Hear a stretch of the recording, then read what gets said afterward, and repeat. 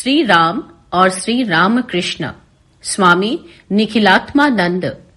ब्रह्मलीन स्वामी निखिलात्मानंद जी महाराज प्रयागराज, नारायणपुर, जयपुर के सचिव थे। उन्होंने यह व्याख्यान श्री रामकृष्ण आश्रम अमरकंटक में दिया था। भगवान श्री राम आते हैं हजारों वर्ष पूर्व और भगवान श्री रामकृष्ण देव आज से 174 वर्ष पूर्व इस कलयुग में आते हैं। दोनों महापुरुषों के जीवन में हजारों वर्षों का अंतराल है, फिर भी इनमें हम समानता के सूत्र देख पाते हैं। उसी पर विचार करने का प्रयास किया जाएगा। ये जितने भी अवतारी महापुरुष आते हैं, इसलिए आते हैं कि हम अपने दिव्य स्वरूप को पहचानें। हम अपने आप को भूले हुए हैं। हम अपने आप को शरीर समझते हैं, मन समझते हैं, बुद्धि समझते हैं। इसलिए भगवान नर देह धारण करके यह दिखाने के लिए ही आते हैं कि हम उसी भगवान के ही अंश हैं, किंतु अपने आप को भूले हुए हैं। भगवान इस युग में आते हैं और आकर हमारे जैसे कि दुख कष्ट इस जीवन में झेलते हैं। हम दुख कष्ट पाते हैं तो निराश हो जाते हैं, किंतु भगवान अपने जीवन के माध्यम से आकर के दिखा ही जाते हैं कि कैसे इन कष्टों के भी पार जाया जा सकता है, कैसे उन कष्टों को झेलते हुए भी परमानंद की प्राप्ति की जा सकती है। यही दिखाने के लिए प्रभु का अवतरण होता है। इसे श्री रामकृष्ण बांग्ला भाषा में कहते थे, शॉप शियालेर एक डाक। वे कहते थे, जितने सियार होते हैं वे एक ही स्वर में हुआ हुआ ही बोलते हैं। चाहे अमेरिका का सियार हो, चाहे भारत का सियार हो, चाहे जापान का सियार हो, सभी हुआ हुआ ही बोलेंगे। इसी प्रकार जितने अवतार होते हैं, भले ही अलग देश में आए हों, अलग प्रांत में आए हों, वे सभी एक ही सरल सी बात कहते हैं, कैसे हम अपने स्वरूप को पहचाने। उसे ही कहते हैं अवतार। अवतार और सामान्य जीव में अंतर है। जीव कभी अवतार नहीं बन सकता। वह सच्चिदानंद परमेश्वर ही नर देह धारण करके अवतार लेकर आते हैं। जीव अधिक से अधिक नित्य मुक्त हो सकता है। श्री रामकृष्ण देव कहा करते थे, जीव 4 प्रकार के होते हैं। एक होता है नित्य मुक्त, दूसरा होता है मुक्त, तीसरा होता है मुमुक्षु और चौथा होता है बद्ध। श्री रामकृष्ण जीवों की मछलियों से उपमा देते हैं। वे कहते हैं, सरोवर में बहुत मछलियां हैं। मछुआरे ने मछली पकड़ने के लिए जाल फेंका। कुछ मछलियां ऐसे ही जो जाल में फंसती नहीं। ये नित्य मुक्त जीव की उपमा है। जो संसार रूपी सरोवर में पड़ा है, वह कभी जाल में फंसता ही नहीं, संसार रूपी जाल से मुक्त रहता है। यह नित्य मुक्त की उपमा है। श्री रामकृष्ण कहते हैं, कुछ मछलियां जाल में फंस गई हैं, किंतु वे जाल को काट कर निकल जाती हैं। मछुआरा कहता है, अरे इतनी बड़ी मछली निकल गई। श्री रामकृष्ण कहते हैं, ये मुक्त जीव की उपमा है, जो संसार रूपी जाल में फंस गया था, पर अपनी साधना के द्वारा, भक्ति के द्वारा संसार के जाल को काटकर, तोड़कर मुक्त हो जाता है। यह मुक्त जीव की उपमा है। कुछ मछलियां ऐसी हैं जो संसार जाल में फंसी हैं, पर मुक्त होने की चेष्टा करती हैं। कभी इधर जाती हैं तो कभी उधर जाती हैं। संसार जाल से मुक्त होने की चेष्टा करती हैं। ये मुमुक्षु जीव की उपमा है, जो संसार जाल में फंसे हैं और मुक्त होने की चेष्टा करते हैं। इसके लिए तीर्थों में जाएंगे, मंदिरों में जाएंगे, सत्संगों में जाएंगे कि कैसे संसार जाल से मुक्त हों। ये मुमुक्षु जीव की उपमा है। फिर श्री रामकृष्ण कहते हैं, सैकड़ों ऐसी मछलियां हैं जो संसार जाल में फंसी है, पर उससे निकलने का प्रयास ही नहीं करती। सोचती हैं हम बड़े आनंद में हैं और जाल में मुंह घुसा के पड़ी रहती हैं। वे यह नहीं जानती कि मछुआरा उन्हें ले जाएगा, काट डालेगा, मार डालेगा। श्री रामकृष्ण कहते हैं, ये बद्ध जीव की उपमा है जो संसार जाल में फंसा है, इतना कष्ट पा रहा है, इतना दुख पाता है, फिर भी उससे निकलने का प्रयास नहीं करता। ऐसे 4 प्रकार के जीव होते हैं। किंतु अवतार इससे अलग होते हैं। वह सच्चिदानंद ब्रह्म ही नर देह धारण करके आते हैं। उनके पार्षद के रूप में कौन आते हैं? उनकी शक्ति ही पार्षद के रूप में उनके सहायक सहयोगी बनकर के आते हैं। श्री राम अवतार में हम देखते हैं उनके तीनों भाई नित्य मुक्त हैं। लक्ष्मण जी शेष नाग के अवतार हैं, भरत हैं, शत्रुघ्न हैं। ये सभी श्री राम के सहयोगी बनकर के आते हैं। श्री कृष्ण अवतार में हम क्या देखते हैं? भगवान के जो सहयोगी सखा है, दाम, सुदाम, उद्धव हैं, पितामह भीष्म हैं। ऐसे जो नित्य मुक्त सहयोगी हैं, ये भगवान कृष्ण के सहयोगी बनकर आते हैं। ऐसे ही भगवान बुद्ध के सहायक आते हैं। इस युग में भगवान श्री रामकृष्ण आते हैं और उनके साथ 16 शिष्यगण भी आते हैं, जिनमें वे कुछ को ईश्वर कोटि कहा करते थे। ये नित्य मुक्त हैं। वे स्वामी विवेकानंद के संबंध में कहा करते थे, यह शिव के अंश से आया है, सप्तर्षियों में से एक है। अर्थात ये जितने नित्य मुक्त होते हैं, वे अवतार के सहयोगी के रूप में आते हैं। सच्चिदानंद ब्रह्म नर देह धारण करके अवतार के रूप में आते हैं। संस्कृत में सीढ़ी को अवतरणिका कहते हैं। अवतार में हम 2 प्रक्रिया देख पाते हैं। पहली प्रक्रिया जिसमें वे भक्तों के द्वारा अवतरित किए जाते हैं। भक्त अपनी भक्ति के द्वारा, साधना के द्वारा, प्रेम के द्वारा भगवान को धराधाम में अवतरित करने के लिए बाध्य करते हैं। सीढ़ी से हम क्या करते हैं? नीचे का व्यक्ति सीढ़ी से चढ़कर ऊपर पहुंचता है। भक्तों ने भगवान से कहा, प्रभु, हम आप तक पहुंचना चाहते हैं, किंतु हम तो नीचे हैं, आप तो वैकुंठ में विराजमान हैं। हम आप तक कैसे पहुंच सकते हैं?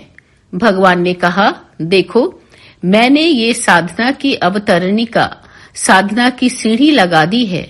इसी सीढ़ी से चढ़कर मेरे पास आ सकते हो। भक्तों ने कहा, प्रभु, ये साधना तो ज्ञानी लोग करते हैं और ज्ञानियों की संख्या अधिक नहीं होती है। ये ज्ञानी साधना के माध्यम से, साधना की अवतरणिका से चढ़कर आपके पास पहुंच जाते हैं।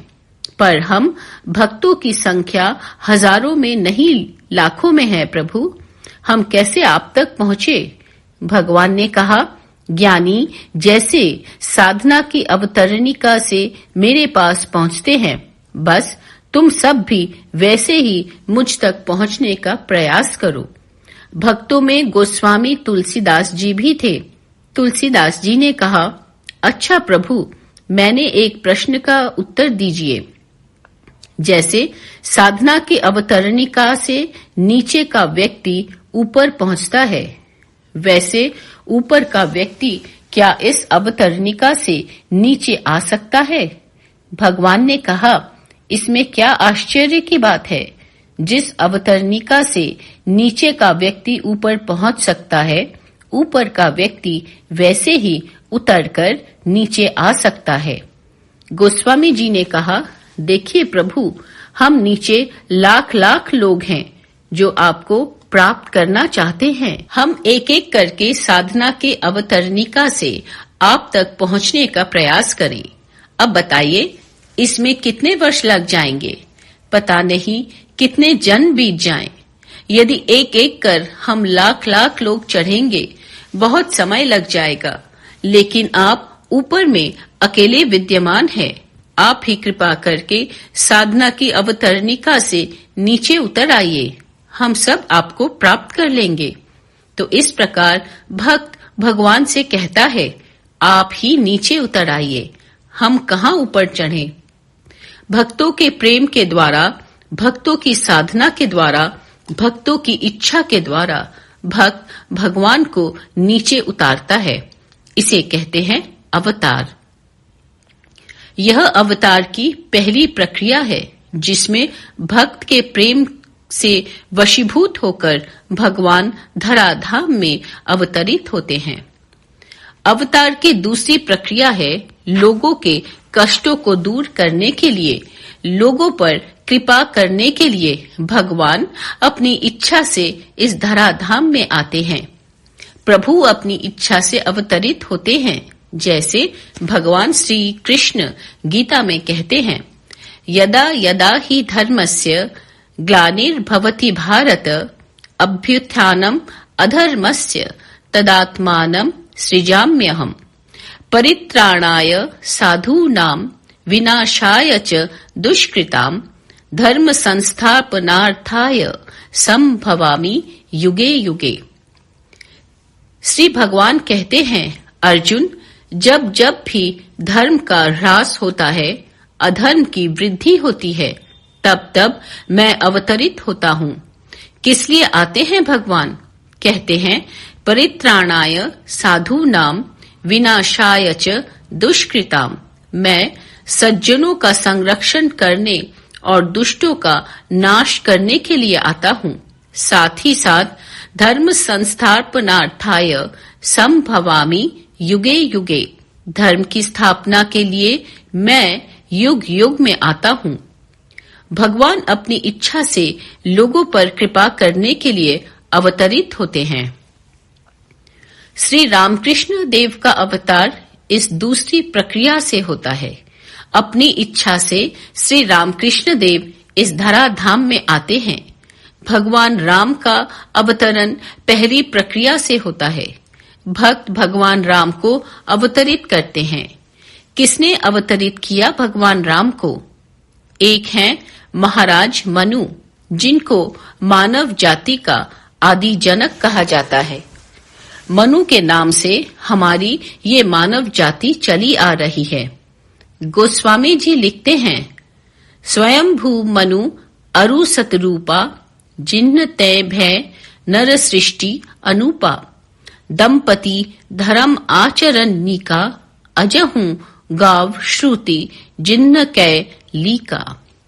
कहते हैं कि स्वयंभू मनु को किसी ने उत्पन्न नहीं किया है, वे स्वयंभू हैं, स्वयं उत्पन्न हुए हैं और उनकी पत्नी है शतरूपा जी। इस मनु और शतरूपा से सारी सृष्टि उत्पन्न हुई है। हम सब मनु की संतान हैं, इसलिए मानव कहलाते हैं। बड़े ही धार्मिक दंपति थे।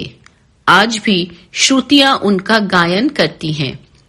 महाराज मनु 1000 वर्षों तक राज करते हैं। तेहि मनु राज किन्ह बहु काला प्रभु आयसु सब विधि प्रतिपाला। मनु श्रुतियों के अनुरूप, वेदों के अनुरूप राज्य का संचालन करते हैं, पर बाद में महाराज मनु को अनुभव होता है कि इतने वर्ष बीत गए मुझे राज्य करते हुए, पर अभी भी मेरा मन विषयों में ही लगा हुआ है, अभी भी विषयों से निवृत्ति नहीं हुई, मन सांसारिक भोगों में ही लगा हुआ है। ऐसा वे एकांत में विचार कर कह रहे हैं। होई न विषय विराग भवन बसत भा चौथपन हृदयम बहुत दुख लाग जन्म गाययु हरि भगति बिनु। इतने वर्षों से राज्य कर रहा हूँ, फिर भी मेरा मन विषयों में लगा हुआ है। बिना भगवान का भजन किए मेरा जीवन ऐसे ही बीता जा रहा है। बड़ा दुख होता है महाराज को। वे विचार करते हैं भगवान को प्राप्त करना ही होगा। जहाँ ये विचार मन में आया, दूसरे दिन पुत्र को राज्य सौंप देते हैं और अपनी पत्नी शतरूपा को लेकर निकल पड़े भगवान को प्राप्त करने के लिए। मनु और शतरूपा वन प्रांतर से चले जा रहे हैं।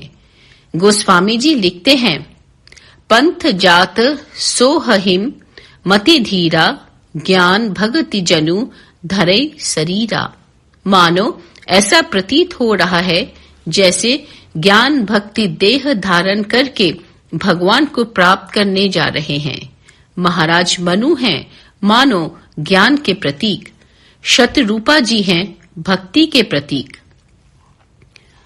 ये ज्ञान भक्ति मानो देह धारण करके भगवान को प्राप्त करने चले जा रहे हैं। दोनों नए विशारण्य क्षेत्र में पहुंचते हैं, गोमती के निर्मल जल में स्नान करते हैं और फिर उनकी कठिन साधना प्रारंभ होती है। कहते हैं, पहुंचे जाई धेनुमती तीरा, हर्ष नहाने निर्मल नीरा। गोमती के जल में स्नान कर कठोर साधना प्रारंभ की। 2-4 वर्ष नहीं, कहते हैं 26,000 वर्ष तपस्या करते हैं महाराज मनु। उनकी साधना से प्रसन्न होकर ब्रह्मा, विष्णु और महेश आते हैं।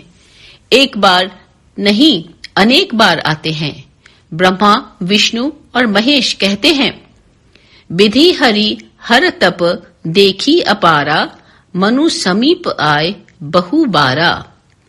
देख करके ब्रह्मा, विष्णु, महेश एक बार नहीं अनेक बार आते हैं और आकर के क्या कहते हैं, माँ गहु बर बहु भांति लोभाए, परम धीर नहीं चलही चलाए। हे राजा, वर मांगो, वर मांगो, बोलो क्या चाहिए। महाराज मनु कहते हैं, नहीं प्रभु, मुझे आपसे वरदान नहीं चाहिए। हमने तो आपको बुलाया नहीं। हम जिनके लिए तपस्या कर रहे हैं वे जब आएंगे तो उनसे वरदान लेंगे, आपसे वरदान नहीं लेंगे। यही भक्त की निष्ठा है। भक्त अपने भगवान को देखना चाहता है। भक्त दूसरे के इष्ट से प्रसन्न नहीं होता। वह तो अपने भगवान को, अपने इष्ट को देखना ही चाहता है। प्रसंग आता है ना, एक बार गोस्वामी जी वृंदावन में बांके बिहारी जी के मंदिर में गए। भगवान श्री कृष्ण को बहुत सुंदर सजाया गया था। देखते ही गोस्वामी जी कहते हैं, कहा कहो छवि आपकी, भले बिराजो नाथ, तुलसी मस्तक तब नवे, धनुष बाण लो हाथ। वाह प्रभु, आप कितने सुंदर दिखाई दे रहे हो, पर मैं अभी आपको प्रणाम नहीं करूंगा। जब हाथ में धनुष बाण धारण करोगे, अर्थात जब राम रूप धारण करोगे, तभी मैं आपको प्रणाम करूंगा। कृष्ण रूप में प्रणाम नहीं करूंगा। ये भक्त की निष्ठा है। भक्त अपने प्रभु, अपने इष्ट को देखना चाहता है। कहा जाता है कि भगवान ने तुरंत राम रूप धारण कर लिया। तब तुलसीदास जी प्रणाम करते हैं। जय श्री राम कृष्ण।